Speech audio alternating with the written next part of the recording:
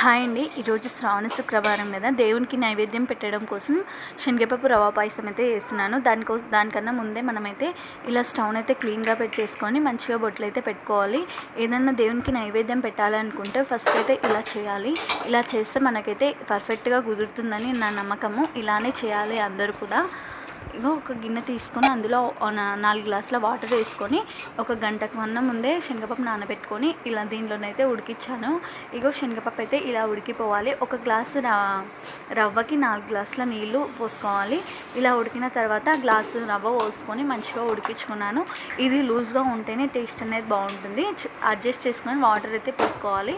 ఇప్పుడు ఇది ఉడికాక మనమైతే బెల్లం వేసుకోవాలి. ఒక గ్లాస్ బెల్లం వేసుకొని మంచిగా ఉడకనియాలి. ఇందులో 2 ఇలాచి బుడ్డలు వేసి ఒక గ్లాస్ ఆఫ్ పాలు పోసుకోవాలి. ఇంకా రెడీ అయిపోతుంది మన రవ్వ పాయసము. కొత్తగా చూస్తున్న వాళ్ళైతే మన ఛానల్ని సబ్స్క్రైబ్ చేసుకొని ఈ వీడియోని అయితే లైక్ చేయండి.